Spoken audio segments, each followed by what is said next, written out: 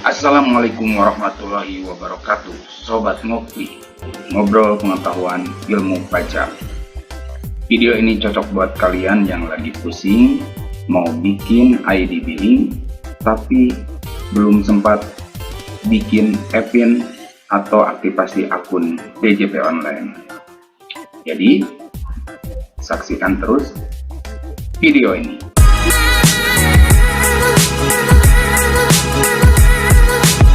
Baik, Sobat Ngopi Pajak, ngobrol pengetahuan dan ilmu pajak. Untuk membuat ID billing tanpa e-pin dan aktivasi akun DJP online, sebetulnya ada beberapa media yang dapat digunakan, yaitu melalui ASP swasta atau bisa datang langsung ke kantor pajak domisili masing-masing. Nah, yang akan kita gunakan kali ini adalah melalui web mpn.kemenkeu.go.id. Pertama, kita harus melakukan registrasi dahulu. Ada baiknya sebelum kita melakukan registrasi, sobat semua mempersiapkan email yang aktif, karena email tersebut akan digunakan untuk registrasi dan konfirmasi validasi registrasi dari MPN ini. Setelah mempersiapkan email, kemudian kita masuk ke menu registrasi. Dalam menu registrasi ini ada form pendaftaran yang berisi tipe pengguna, ada umum, kementerian atau lembaga, dan yang terakhir adalah SDA non-migas. Kita pilih umum, kemudian masukkan alamat email yang sudah dipersiapkan dan akan digunakan. Saya contohkan, misalkan saja reg@gmail.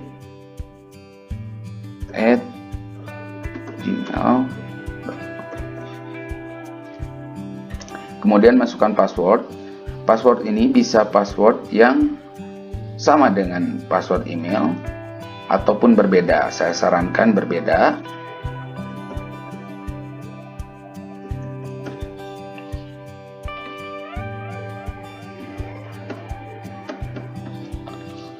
Kemudian pilih jenis NPWP wajib bayar. Sesuaikan dengan sobat pajak. Sebagai contoh, kita pilih saja wajib pajak pribadi.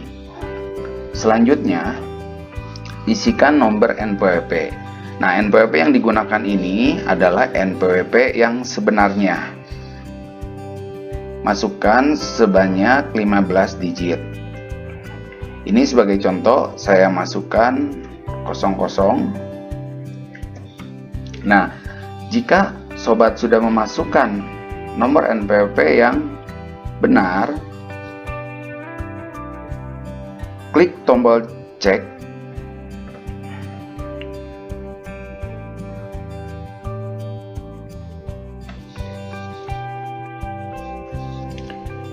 Maka akan muncul informasi NPWP ditemukan. Karena ini sebagai contoh, maka di sini NPWP tidak ditemukan. Kemudian, jika NPWP yang dimasukkan itu benar, maka akan muncul nama wajib pajak tersebut sesuai dengan nama yang tertera pada NPWP atau profil wajib pajak.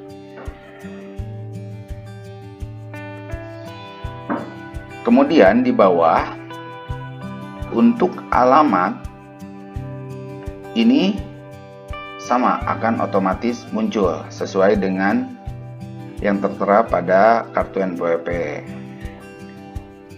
Kemudian di bawahnya ada provinsi, nomor telepon, kabupaten atau kota, dan nomor handphone. Ini opsional, tidak perlu diisi. Kemudian ID peserta ini adalah untuk NPWP bendahara ataupun NPWP pemungut pajak lainnya. Kemudian setelah itu klik daftar. Nah, jika NPWP yang dimasukkan sudah benar, maka akan otomatis terregistrasi dan akan ada informasi yang masuk ke dalam email Sobat Ngopi untuk dilakukan validasi. Nah, validasinya bisa seperti ini. Ini tinggal diklik saja. Nanti akan dibawa kembali masuk ke dalam menu utama. Nah, menu utama seperti ini. Nah, setelah masuk ke menu utama, masukkan alamat email yang tadi sudah didaftarkan.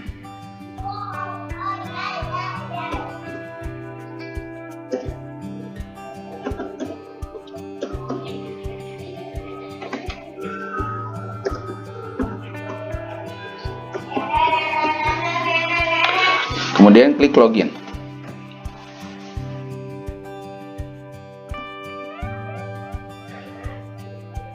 Nah, kita akan masuk ke dashboard atau menu utama. Di sini ada dashboard, ada billing. Nah, di sini ada list billing yang sudah dibuat yang belum terbayar di sebelah kanan sini. Sementara sebelah kiri ini ada informasi berapa banyak ID billing yang sudah pernah dibuat dan belum dibayar. Oke, langsung kita klik billing. Pilih yang DJP billing. Selanjutnya, kita masukkan tipe penyetor. Tipe penyetor ber-NPWP. Kemudian NPWP ini akan terisi otomatis. Kemudian selanjutnya, akun jenis setoran. Ini kita pilih jenis kode setoran yang dimaksudkan akan dilakukan pembayaran pajaknya. Sebagai contoh, kita buat ID billing untuk PPh final pengusaha dengan omset tertentu. Kode ID billing 411128, jauh di bawah.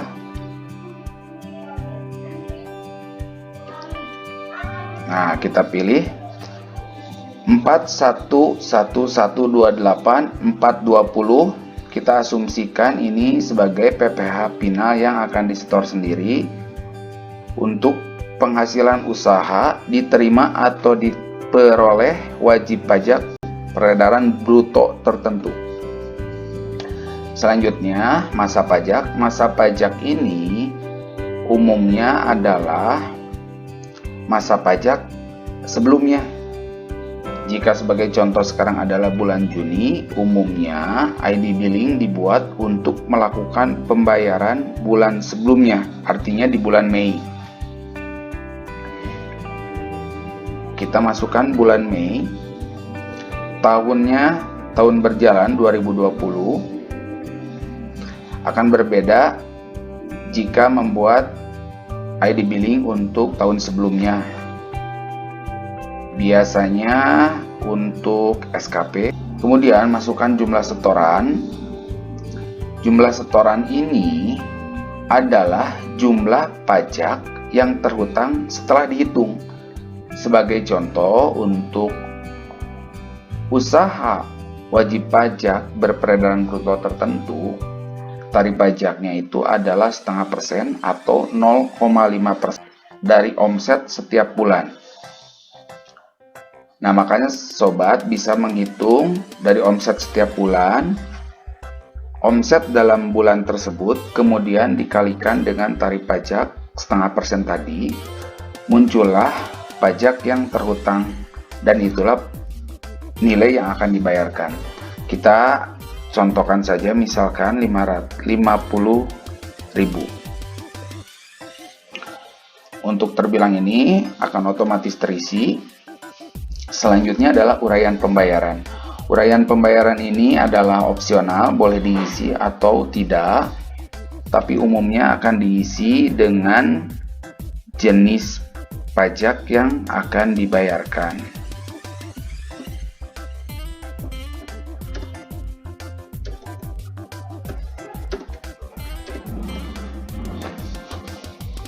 Kemudian kita naik ke atas, cek NPWP agar tombol konfirmasi ini dapat ditekan. Oke, sukses, NPWP ditemukan. Nah, otomatis tombol konfirmasi ini dapat diklik. Nah, setelah terkonfirmasi, data yang tadi kita input akan muncul sesuai dengan sesuai dengan data profil wajib pajak dan data yang kita input tadi. Kita pastikan lagi bahwa data tersebut sudah betul, terutama untuk akun jenis setoran. Karena ketika akun jenis setoran ini salah, maka pajak yang dibayarkan itu akan salah dan akan dianggap belum dilakukan pembayaran, sehingga dapat dikenakan sanksi. Kemudian masa pajak dipastikan kembali, tahun dipastikan, jumlah setoran. Ketika datanya sudah yakin betul, maka langsung diklik save. Nah, akan muncul tombol notifikasi. Kemudian kita klik yes atau save. Nah, menunggu permintaan kode billing. Ini lanjut saja ke detail billing. Oke sobat, ID billing yang kita buat tadi sudah berhasil dibuat.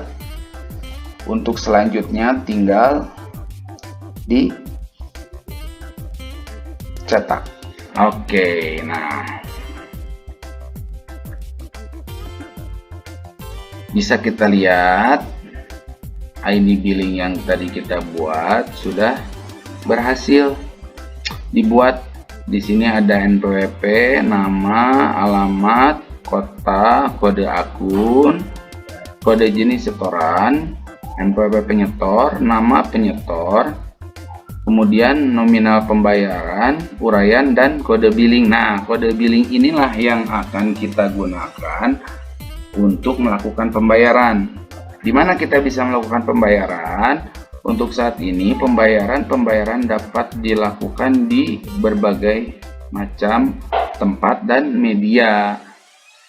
Ini bisa kita bayarkan melalui kantor pos, melalui teller bank, melalui ATM, melalui internet banking. Lebih sederhana bukan pembayaran melalui mobile banking.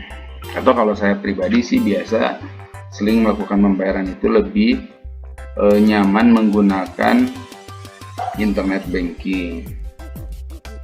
Nah, di sini ada informasi yang berbintang ini. Apabila ada kesalahan dalam isian kode billing atau masa berlakunya berakhir, kode billing dapat dibuat kembali. Tanggung jawab isian kode billing ada pada wajib pajak yang namanya tercantum di dalamnya. Nah, ID billing ini sepanjang belum dilakukan pembayaran, artinya pajak yang kita maksudkan tadi belum masuk ke dalam akun penerimaan negara. Artinya kesalahan terjadi sebelum kita melakukan pembayaran, itu tinggal dibuat saja ID billingnya, kemudian disetorkan. Terus yang kemudian adalah cetakan ini bukan bukti penerimaan negara. Seperti yang saya sampaikan tadi bahwa ini adalah media pembayaran saja, bukan sebagai bukti pembayaran atau penerimaan yang mana kode ID billing ini akan digunakan. Nah, bukti pembayarannya nanti akan keluar sama dengan seperti media yang kita gunakan. Ketika kita menggunakan ATM, yang keluar adalah struk atau resi dari mesin ATM tersebut. Nah, kenapa tadi saya sampaikan bahwa lebih enak dan lebih nyaman menggunakan internet banking? Karena kita bisa lakukan print setelah pembayaran ini dengan kertas yang umum kita gunakan. Berbeda dengan kertas atau struk yang hasil printout dari ATM tadi, yang tulisannya ataupun informasi di dalamnya bisa pudar dalam beberapa waktu. Nah, ketika kita melakukan pembayaran melalui internet banking, itu bisa kita save melalui PDF ataupun bisa kita cetak langsung untuk diarsip.